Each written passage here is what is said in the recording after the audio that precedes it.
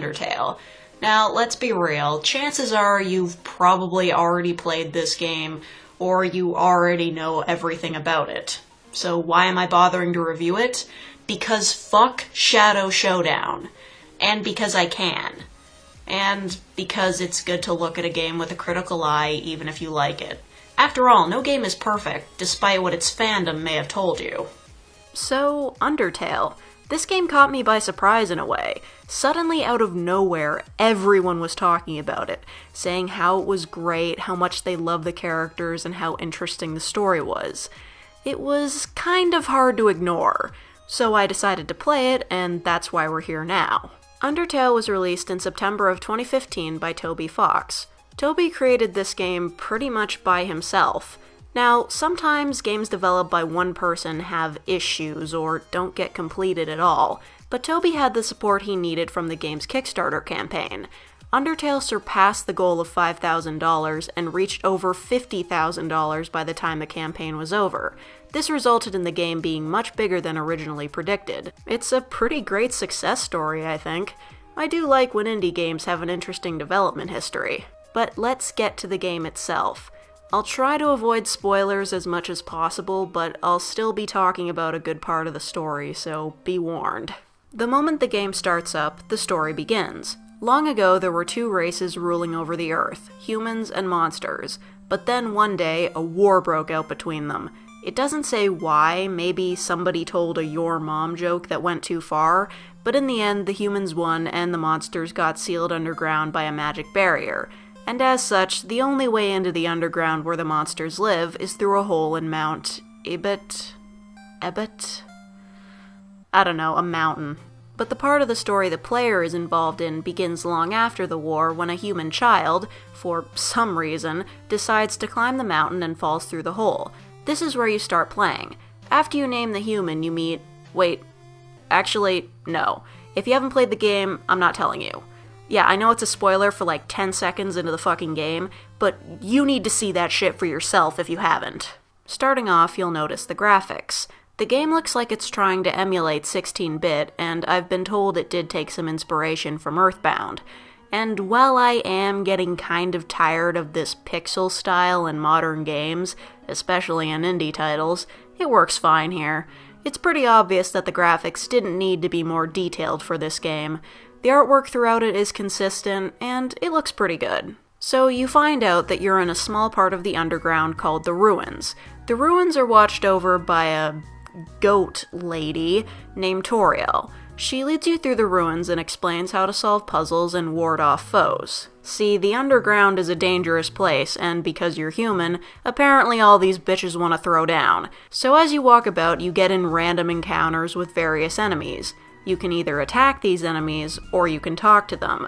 Well, you can flee too, but we're going to ignore the option of wussing the fuck out. On the attacking side of encounters, it's pretty simple. Just hit attack and then hit at the right time to do the most damage. In return, the enemies will attack you in this small box. The heart represents your soul, and you have to move it about to dodge projectiles from the attacking monster. If you defeat a monster by attacking it, you gain EXP and gold in the usual RPG style. But then there's the act option. If you don't want to kill an enemy, you can choose to do an action instead, like complimenting them or telling them a joke. When their name in the menu turns yellow, that means they don't want to fight you anymore, and you can show them mercy to end the fight. This doesn't give you any EXP, but you'll still get gold sometimes. The only strange thing is, a couple of enemies begin a fight with their names yellow. So what, they started some shit only to change their minds? Maybe they just show up all, "Do you wanna fucking go, bitch?"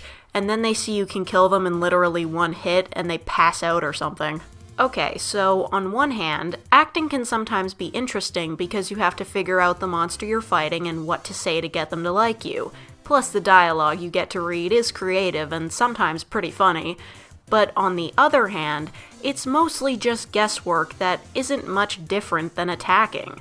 It's like if you were playing a different RPG and you had to choose which type of attack would be the most effective. The only change is that in this game it makes the encounter more difficult and your enemy doesn't die. And yes, how you treat the monsters around you does affect the game's ending, but going into the game, I didn't know that. That is, the game doesn't make this known in any way until the end, so I had no reason to be merciful to every creature I came across. I guess I'm just a heartless bastard like that, fighting back against creatures that clearly want to harm me. And aside from the boss battles, the fights you end up in aren't really that difficult. With all that said, I think the story is really the main draw of this game. See, eventually you do get to the main part of the underground. You find out that in order to get to the surface, you'll have to pass through the barrier that has sealed in all the monsters. And to do that, you'll have to get past the king of all monsters, Asgore. But before you can do that, you have to journey through the underground. And here is where the other main draw of the game is: the characters. Every monster you come across has a real personality. Actually, you could go so far as to say everything in this game has personality and character. Even the save points. When you save, your health is restored, and you get a short sentence about the surrounding area, and how it fills you with determination. Yeah, I forgot to mention, determination is kind of a big thing in this game. Basically, it's what pushes you through your journey. But still, the characters.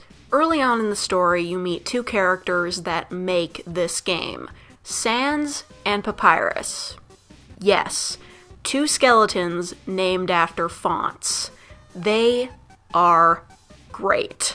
From Sans' terrible bone-related puns to Papyrus's never-ending enthusiasm for puzzles, these guys are the best. They're both sentries that are supposed to stop humans, but Sans says he doesn't really care about capturing anyone. Papyrus does care about capturing humans, a lot actually, but he's so hilariously bad at it. He'll try to trip you up with puzzles, but they're all ridiculously easy. He'll keep saying you're his enemy, while also trying to give you spaghetti. He wants to join the Royal Guard, but he's terrible at hurting people. It's amazing. I could go on and on about the other characters you run into and the story, but honestly, it'd give too much away.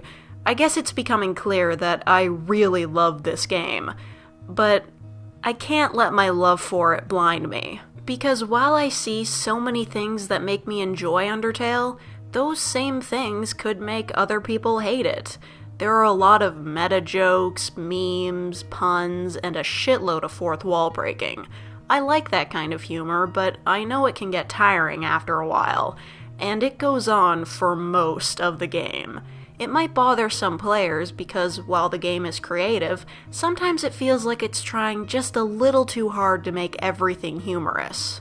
But the times when it does get serious, it tries to make you think about how your actions affect others. That's a cool lesson, but I have some issues with it. It's a bit too simplistic and doesn't make a lot of sense. The moral burden of not killing enemies is only on you. What about the monsters who are so ready to kill you without a second thought? Where are their ethics? Very rarely does an attacker choose to spare you on their own. What about the ones that don't? Are they just jerks that you can manipulate into leaving you alone?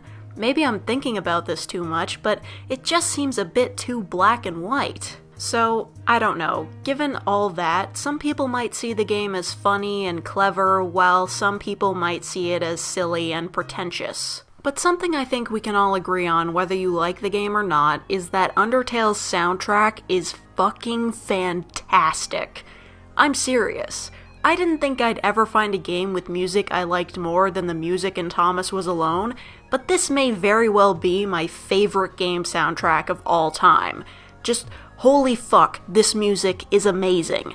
And it gets even better because there are so many people making remixes of these songs that are fucking bomb as hell.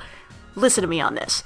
Even if you're not planning on playing the game, like maybe you can't afford it or you don't have time for it, whatever, do yourself a favor and at least check out the soundtrack. You will not regret it. And I guess that's all I have to say for now. Well, that's all I can say for now without giving more of the story away. I'm sure there's some version of me in an alternate universe that made a spoiling everything video about Undertale, but you won't get that here. Sorry, you got the universe where I only spoil horror movies. We're done here. So, to sum up, I think Undertale is a great game.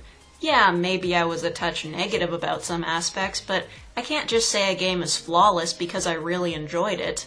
Either way, there's a fairly good chance you'll like this game, and you should check it out if you're even slightly interested. Even if you're not a fan of the game's humor, the gameplay is fun and rather unique. It's only like $10 on Steam, so give it a chance. But don't give it your soul. Anyway, I don't know what the next review will be, so suggest something if you want. Something cheap, hopefully. So if you want to see what's next, subscribe, and that video will be posted soon. I promise. And thanks for watching. We'll see you next time.